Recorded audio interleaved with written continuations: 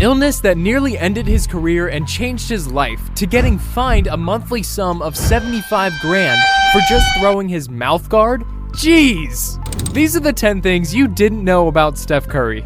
So brace yourselves, cause today's number 1 will blow your minds. Yeah, have you ever wondered, why is Steph Curry called the baby-faced assassin? Well, today's number 10 is gonna give away all the secrets. Haha! The three-point king nearly took away another player's life. From NBA courts to the cemetery? Holy God! I mean, the NBA is so stern when it comes to following rules. How come Steph sent this guy in a body bag and still got away? He should have been arrested. Jeez, man. Well, you guys deserve to know Steph's deepest, darkest secrets. Cause after all, you've subscribed to our channel. And if you haven't, dunk on that sub button already. I'll explain. It was the highly anticipated 2015 NBA Championship Finals as the Cavaliers, led by King James, took on the star-studded Golden State Warriors. After losing Game 1, the Cavaliers brought in Matthew Dellavedova to replace the injured Kyrie Irving. And it worked wonders. Dellavedova became kryptonite for Steph Curry. Dellavedova was so efficient that he made Steph look like a rookie. Oh God. For a brief moment, the Cavs dared to dream that they could snatch the championship. He was so on point that Steph missed every shot, his turnover rate going through the roof. Steph couldn't have been sloppier, but Dellavedova's dominance didn't last for long. In Game 3, Steph came back stronger than ever. Matthew took a serious toll while guarding Steph. The Cavs star was dehydrated and cramping so bad he couldn't move until he was carried to the hospital. Jeez. Dellavedova barely survived, so much to guard Steph Curry, but still he couldn't beat him. Well, to be honest, no one can beat Steph, except his mom. What? Cause on number 9, Steph Curry lost thousands of bucks to Sonya Curry. What a relief that someone can humble Curry. You see, every player, no matter how stellar, fosters weaknesses. In Curry's case, his Achilles heel was a very high turnover ratio, reaching a point where the three-point king seemed to be gifting the ball to the opposition. And well, his mother couldn't let that slide, so she came up with a meticulous idea. After 3 turnovers in a game, Curry was supposed to pay her $100 per turnover. Jeez, she wanted her son to go bankrupt. Nah, I'm just kidding. And you won't believe, in the 2013-14 season alone, Curry paid Sonya $7,600. Thank God Sonya didn't charge Curry for every three-pointer he scored. Otherwise, the Warrior star might have found himself living on the streets. And I'll explain this on our number 8. You see, back in his college days, Curry was to Davidson what Zion Williams was to Duke. Curry was the mainstay, and he specialized in 2 things: giving turnovers and scoring threes. And boy wrapped up his NCAA career as Davidson's all-time leading scorer, all-time leader in three-pointers, and all-time record holder for 40-point and 30-point games. This was a prestigious record. But despite all this, the Minnesota Timberwolves didn't draft him as their 5th and 6th pick. I wonder how these guys live with that guilt.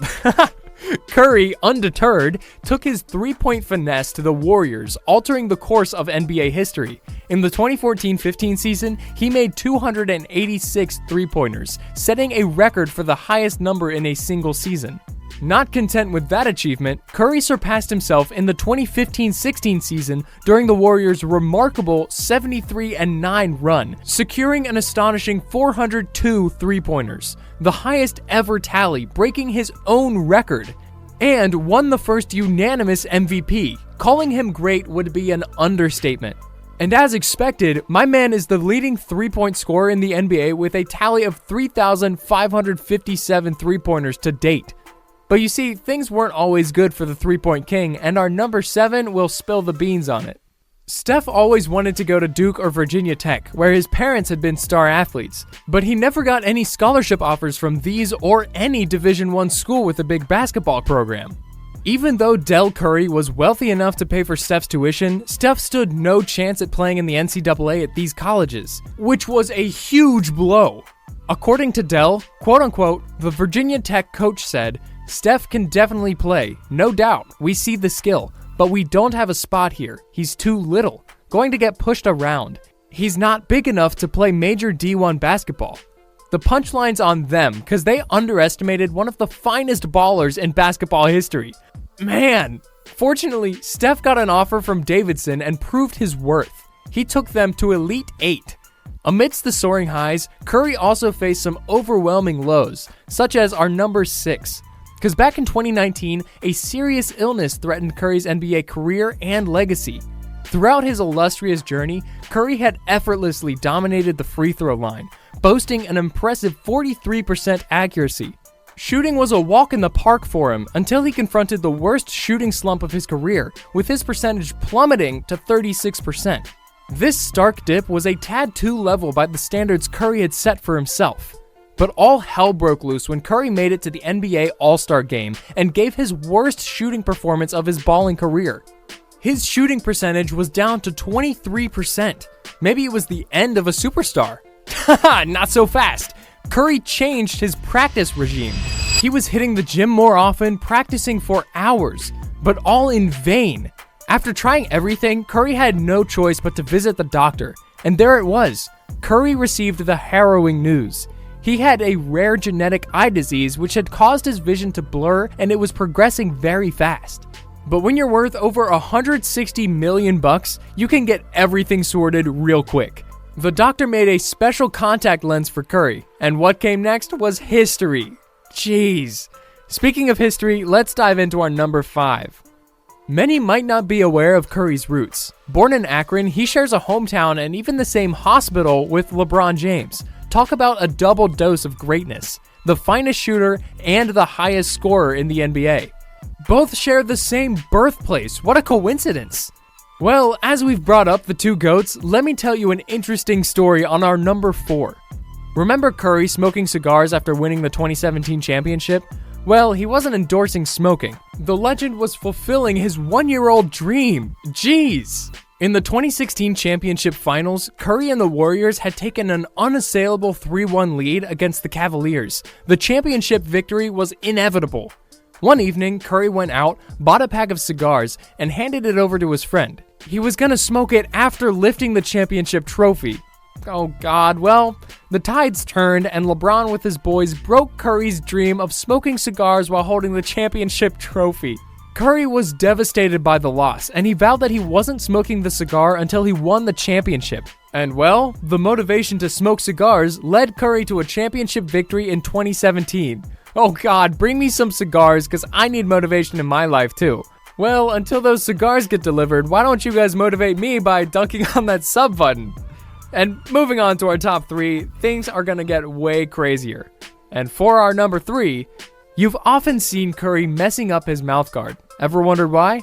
Well, it's not just a quirky habit. This goes back to his college days. My man has always been using mouthguards ever since he got elbowed during college, which gave him a huge scar.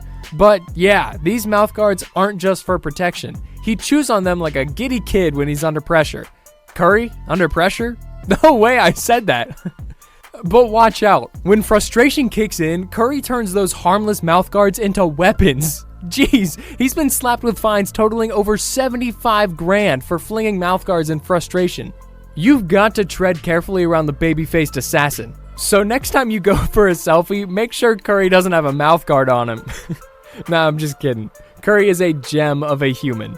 And our number 2 proves it. You see, people do a lot for themselves, from buying million-dollar cars to luxury mansions. But Steph wanted to give something back to society. He wanted to help his people. So, in 2019, he made the Eat, Learn, Play Foundation with 3 main objectives: to educate all kids, to create safe places for children to be active, and to end childhood hunger. And man, this foundation did miracles in Oakland, California. To date, the foundation has had a tremendous impact on society, raising $47 million for the children, delivering more than 25 million meals, and investing more than $6 million in literacy programs. What a man! No matter how many championships, MVPs, and records he goes on to make, for me, his philanthropy will always bag the top spot.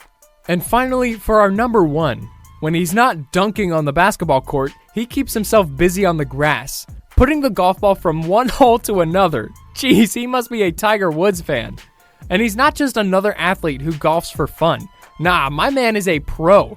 In case you missed it, Curry won the American Century Championship golf tournament last year, and it was a landslide win.